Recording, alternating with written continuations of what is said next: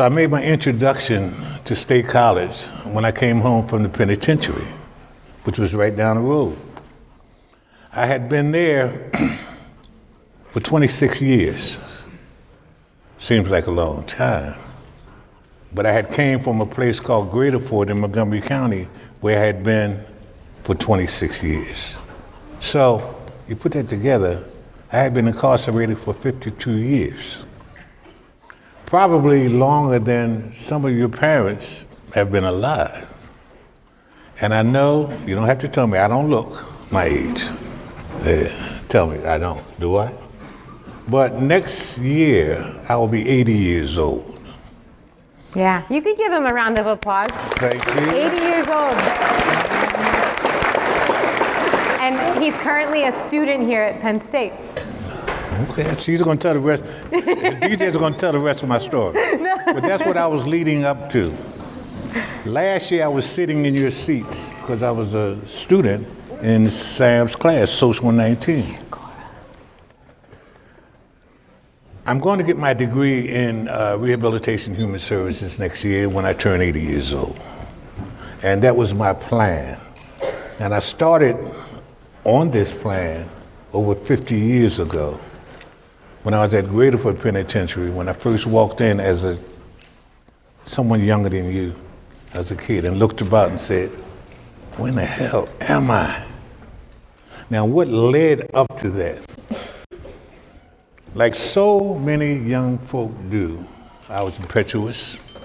I thought I knew everything. I did not have to go to school. I was already smart enough, or let me rephrase it, I was already intelligent enough to be able to fend my way about in the world. I just didn't realize that I was intelligent, but I was dumb as a brick. Because I kept walking into walls. I kept walking off cliffs. I kept doing what other folk wanted me to do. I was very impressionable. And I was involved in a situation that cost someone their life. Even though it was unintentional, it still happened. And I rue that to the day. But I had to pay a penalty for that, so I was sentenced in Pennsylvania to a life sentence. Not realizing at the time that in Pennsylvania, a life sentence means exactly that. Not like you see in the movies, 15 to life, 20 to life, 25 to life. No. In Pennsylvania, the judge does not have to say, "I sentence you to life without parole," because that would be being redundant. And what I mean is that there's no such thing, and it has never been parole for lifers in Pennsylvania. So when they say life, that means until you die. Son, you're going to die in prison. And that's what I was told. How old were you again? I was 22 years old. 22 years old. Younger in a lot of respects than you guys, because you guys are already on a laudable path. You know who you are. You know what you want. You know what you want to do, for the most part. You know, you're still growing too, but I had no idea.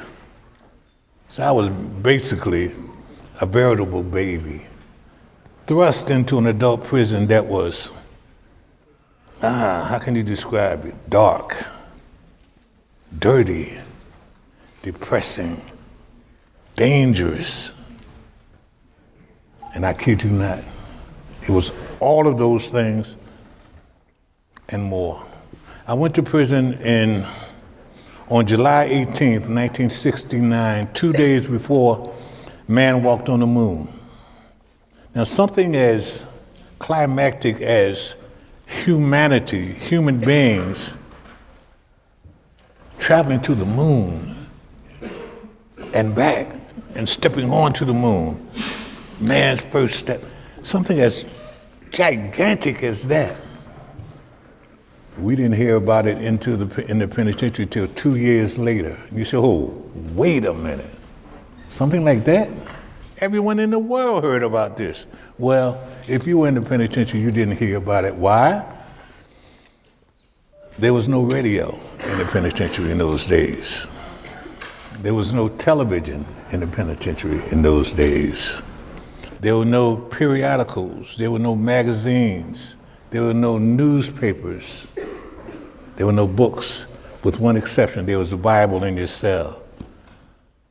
But the penitentiaries were closed off to reality.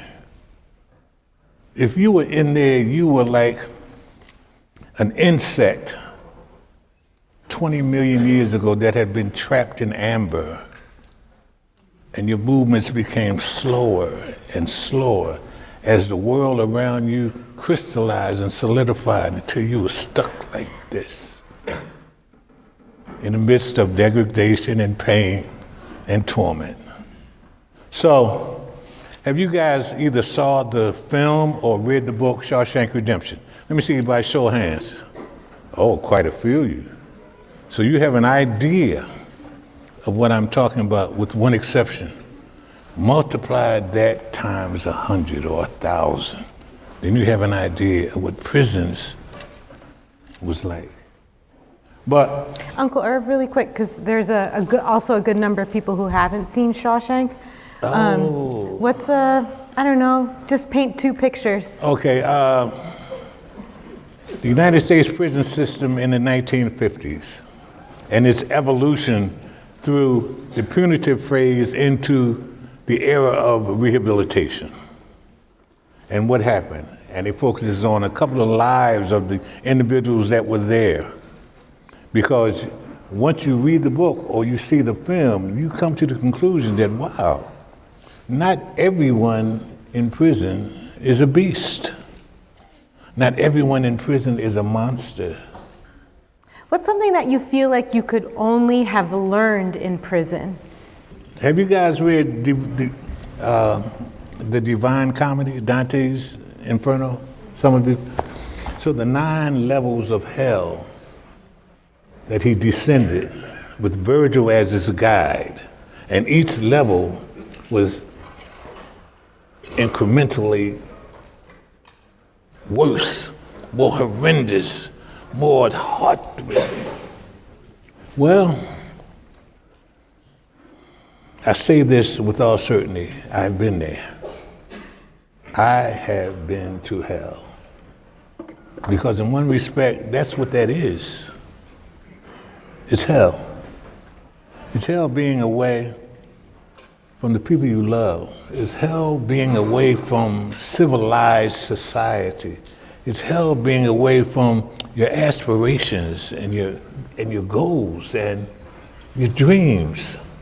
At this time, we were able to make phone calls, maybe once a week or so, and you could call home, 15 minutes. I would call my mother, or I'll call my father, I'll call my sister, my brother, whomever.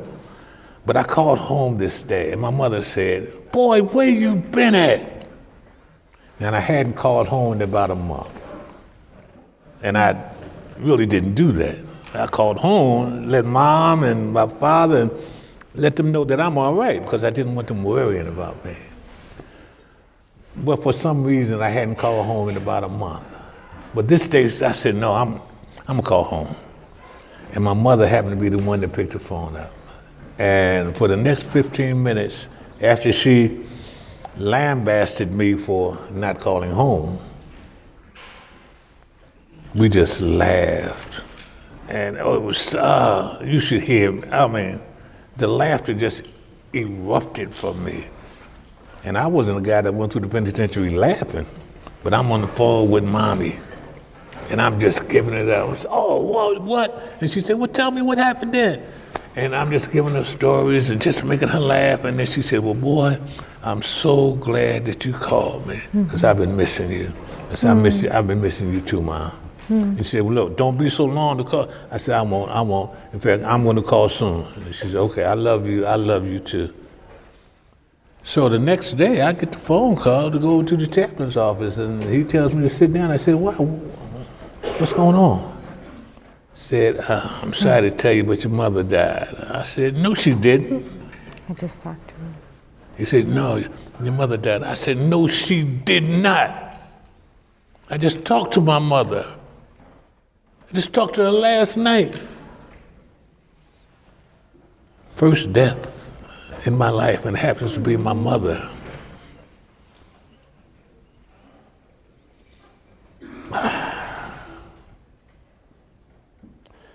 if your mother and your father is still alive, you make sure you reach out to them and let them know how much you love them. You let them know how much you appreciate everything that they have done and are doing in your life.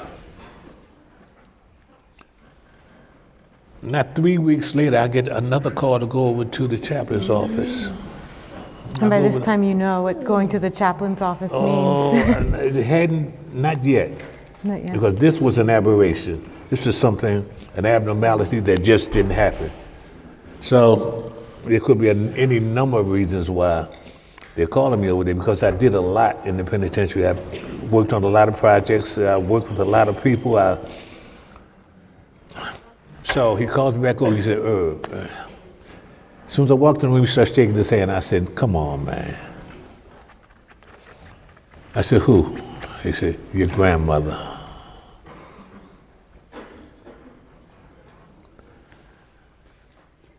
I came from a family of 11 people in my nuclear family, not counting my aunts and uncles and nieces and nephews.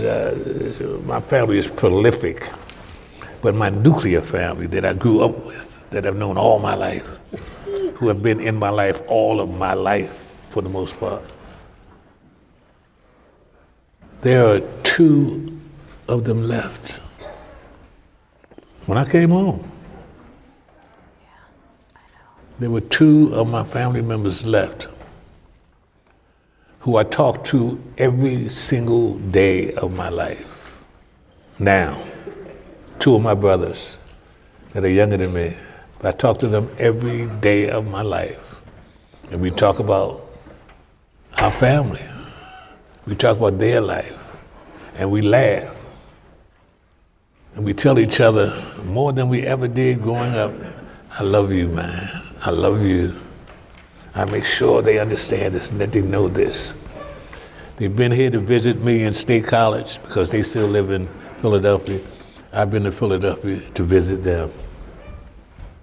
But that's a part of what prison is, and that's a part of what prison does. And the lesson that I learned, one of the most invaluable lessons that I learned is family is so, so, so important, and it should be. I don't care if you come from a dysfunctional family. That's your family. And that's your blood. And it should be valuable, it should be important to you, and you need to let them know that. Regardless of what they've done to you in your life, you need to let them know that. I want to show them, or at least give them a picture of how much you read constantly. Yes, but ma'am. first you have to show us how big your cell was before we talk about how many books were in your cell. Wow. So here we are. Here's the toilet. We'll put the toilet in place. Okay. This is my bed. Okay. My bed is next to the wall, so that's the wall right next to that bed. The toilet is right here. Okay. I'm laying here with my head here. I'm in the cell with a guy, with another man. So there's the other bed on top of you. There's another bed, so it's a bunk bed. Lord, and this is the back of the cell, right here. No, don't step back there, it's right there. Oh, it's only this big, sorry. Right where the head of now, to get to the other side, I could stand here, and I would say, this is the other wall. So, from one wall there to one wall here, from the back of the wall here to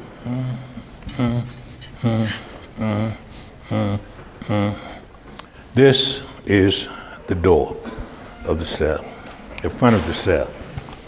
So that was a cell for 2 people that I spent 52 years in. Don't let your cell partner get sick. Don't be locked in there and can't get out of there. And he has diarrhea. What do? Well, when you're very young, you get into a fight. But as you get older and wiser and more knowledgeable about who you are as a human being and who he is as another man. You learn to take your head, turn it to the wall, and put the covers over your head while he does what he has to do. Okay. Now, that was my cell. Remember, I said there was one book that we had initially, that was the Bible. Everyone had a Bible in their cell. It had reached the point where I had over 500 books in my cell. 500 books in my cell. Once we started getting books and having the advocates that were in the community bring books to the penitentiary, and in those days it was not the red tape that exists today, and they would say, look, someone got another truckload of books, somebody get Irvin. Because they knew I was in charge of this. I was the one championing this.